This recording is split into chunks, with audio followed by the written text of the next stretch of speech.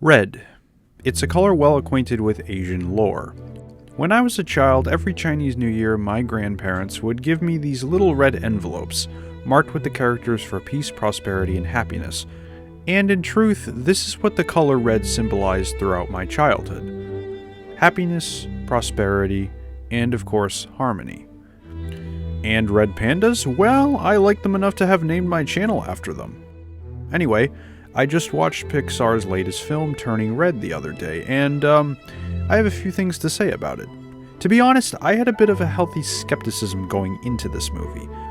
It's no secret Disney has had a mixed bag regarding Asian-inspired films. Some highs, a few lows, and well, some mediocrity too. But Turning Red is a new contender in the genre about specifically Chinese Canadians, and as an Asian American, I think that's pretty cool. I found myself really relating to a lot of the little cultural references scattered throughout the film. In reality, the Toronto experience and the American experience in this sense have a lot in common, I think. So, Turning Red is a film that essentially tackles the awkwardness of puberty, but with an Asian-inspired twist, borrowing from shape-shifting lore in a new and refreshing take. We follow Meiline Lee, an Asian Canadian living in Toronto with her neurotic but caring mother, soft-spoken and loving dad, and her three best nerdy friends. The story follows her as she tries to keep down a curse that turns her into a red panda while simultaneously attempting to get into a concert she is barred from going to. So, going into this movie, the first thing you'll be met with is the art style. This film and Luca mark a current shift in Pixar to a slightly more simplistic, soft style, often referred to as the Bean style or the Cal Art style. It's been criticized for its oversimplification of characters with oversmoothed facial features and round mouths. And yes, while there are some art styles I really hate, like a lot of the corporate adult cartoons and this freaking style, which will give you nightmares. Besides those, though, I don't actually mind the Bean style of animation, to be honest. Admittedly, I prefer the classic Pixar styles of movies like Ratatouille and The Incredibles, but when all is said and done, I think Turning Red is a great looking movie. It has a vibrant color palette, good sequences, terrific editing, and that Pixar attention to detail. And it may be just my opinion, but I do think the Lee family looks legitimately Asian in this movie. I've heard criticism that they don't look Asian enough, but frankly, being Asian isn't really graded on a scale of 1 to 10 on how you look. It's more about your ancestry and who you are as a person. So saying someone doesn't look enough like a certain race when they literally have the ancestral blood running through their veins is kinda ridiculous. Long story short, the face doesn't make the race. So there's that. Also, I already love red pandas, but oh my god, you guys, this panda is so freaking cute. Anyway, let's talk about the story.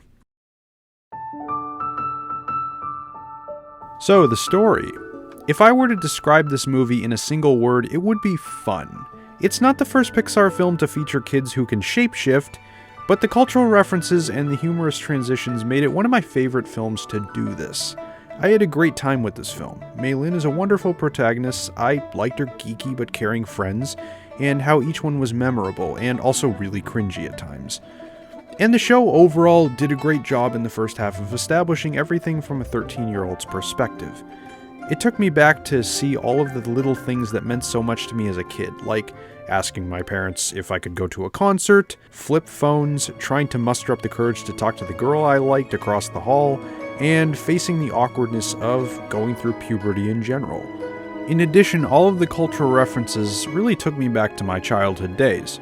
All the steamed buns I ate, struggling to get decent grades, visits with my parents to Chinatown, and, of course, my Chinese extended family reunions, where we'd all go out to dim sum and have a cup of hot tea, while everyone tried to get me to eat as much as they could. For my culture, food is prosperity, so therefore a full stomach is likened to fulfillment and eternal happiness. From the beginning, there's this established idea that Mei Mei is a really goody two-shoes who gets the best grades, never lies, and always does everything her mother tells her to do. But as she inherits the red panda abilities, she begins to discover herself, and suddenly her wants and desires grow at odds with her mother's own expectations of her. Her mother, Ming, can be described as both a caring mother who wants what she thinks is best for her daughter, and can also be described as a neurotic, anxiety-driven, trauma-inducing authoritarian who constantly puts Meiling in embarrassing situations she'll remember for the rest of her life. I mean, I still think she should apologize to convenience store guy Devin, because the guy literally got shat on for existing in this movie, which says way more about Ming than it says about him. Ming is likely so uptight because of her own mother, who gave her similarly strict treatment as a child. For the grandmother, harsh treatment was likely so Ming could do well in life and succeed, and though everything holds on the surface, eventually it just proves too much. Ming caves in and she just breaks down in tears. And something inside me heard the words, "I'm never gonna be perfect." Mei Mei says it, Ming says it, and while there is an absolute truth to the crushing pressure that many Asian parents foist on their own children, it's not just Asians this line speaks to. Encanto had a similar meaning woven into its story. In reality, unrealistic expectations are something millions of people from all walks of life have to face. And though the Asian community is particularly known for it, it can't be said enough that this happens everywhere. And this movie speaks to that fact. After all, it's not like Mei Mei's friends were allowed to go to the concert either. Each one had a different reason why their parents banned them from the event. The heart of this movie, though, I think is really in the family dynamic between the mothers and the daughters. It was heartwarming to see Mei Mei's grandmother make up with Ming and give her blessing to both of them. And to hear Ming express her fears of growing apart from her own daughter is a very real and legitimate fear of parents. Still, it's really nice to see her give Meiline the space she needs at the end of the film. Overall, the last part of the movie was really well done. Despite the initial introductions of Mei's family being kind of a bunch of weirdos, later on, you got to see more of them, and it was clear that they were really heartwarming people who really cared about each other, and there was a genuine sense of community, which is also something that's very important to the Asian culture. Community, family, sticking together, and always watching out for one another.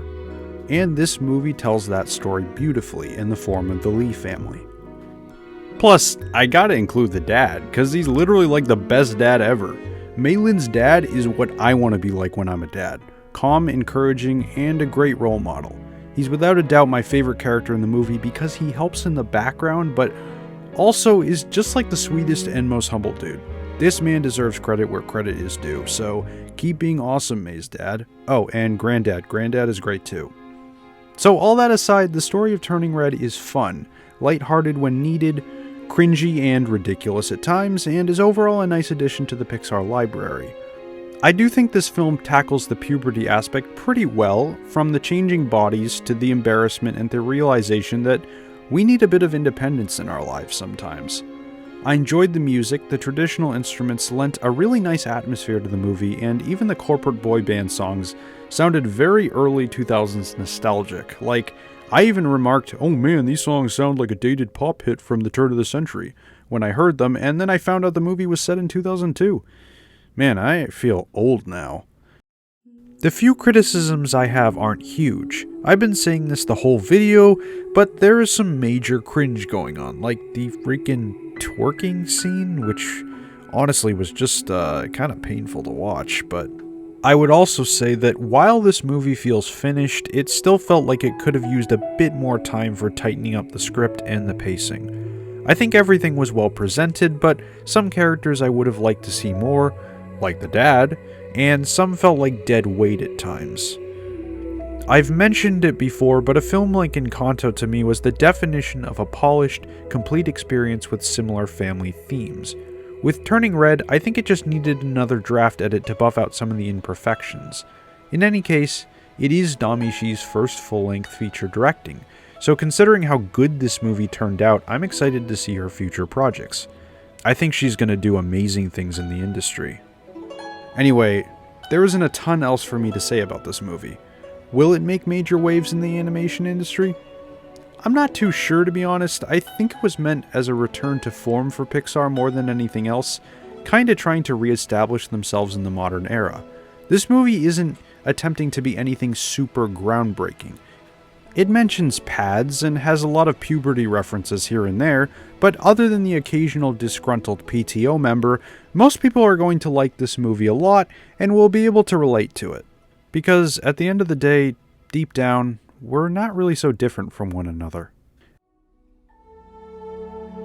Anyway, Turning Red gets a 7.5 out of 10. It's a really good watch. Fun, it made me laugh a lot, and I definitely recommend it to anyone looking for just a very entertaining time. As always, like, subscribe, thanks so much for watching, and I'll see you all in the next video.